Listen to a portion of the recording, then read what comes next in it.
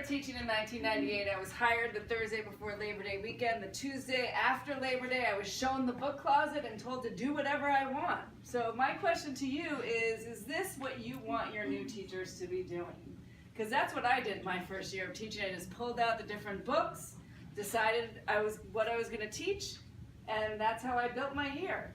So many years later, I've decided that it's probably not the best way to build a semester, and I'd like to build my semesters unit by unit so that everything builds off each other. So what we have on this home screen of the entire English department is sort of a vertical breakdown of a possible, five different inquiries for every grade, 9, 10, 11, 12, and then we have some variations on grades. So I'm going to talk about this bottom row here, which is AP Literature for 12th grade, these 5 bottom boxes. And I'm going to talk about those because if we're talking about college and career readiness, AP Literature is a good place to start. It's an end goal. This is, not every student will be there, but it would be great if every student could be. So when I build this curriculum, I think a lot about, as if it were a college class, what they need to do to succeed. So I'm just going to talk real briefly about how each unit builds one off the next to sort of make the students understand that there are overarching big ideas, okay? So we're going to call this Framing the Semester, all right? Framing the Semester. So we start with critical theories. Now what those are in an AP English Lit class, some of you may be familiar with and some of you may not, but we have feminist critical theory, post-colonial critical theory, Marxist critical theory, marginality as a site of resistance, Aristotle's definition of tragedy. These are 5 big theoretical lenses, philosophies I have students use and learn about so they can apply it to all the literature we study through the semester.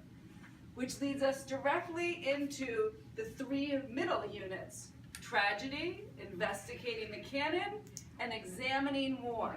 Okay, so we start with tragedy, all right, which is a quick unit but takes Aristotle's definition of tragedy, and we look at tragedy from everything from Bacchae by Euripides to Gray's Anatomy to the plays of August Wilson. And we think about what are the messages that are being conveyed in tragedies? Why do we love them so?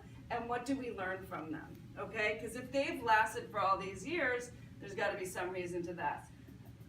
Then that leads us into investigating the canon, where we take 2 canonical works, Heart of Darkness and The Awakening, and again we apply some more theories and think about, do these texts really still fit in the canon? Are they relevant today as they were when they were written? Why are they in the canon? Why were they considered such great literature?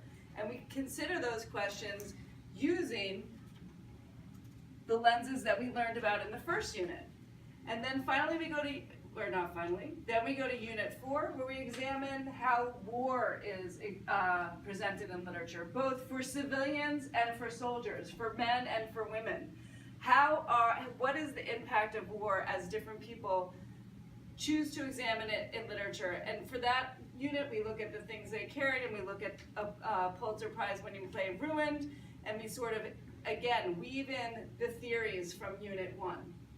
Once we've gone through Units 2 through 4, Unit 5 sort of bridges the gap into second semester, where it is intersectionality in literature. And this is where we start looking at how all of these theories and the issues that they're dealing with really intersect. So we look at kindred, we look at the invisible man, we look at In the Time of the Butterflies. We think about how do theories overlap? Where do they overlap? Why is it important to understand when they overlap? And what do we learn from it? So this last unit, as you can see in thinking about framing it, goes back to the first unit and leads us into our second semester, okay? So that's sort of a real quick way of how to frame it. When you have time and you want to go back, if you look and click on all the tabs in all of these, you'll see the UBDs, which are the entire unit plans for all of these different inquiry-based units, okay? So that's one thing you can focus on looking on, and I'm going to turn it over to Erin. Sure. Okay, let's do a quick little debrief. That was So awesome. first of all,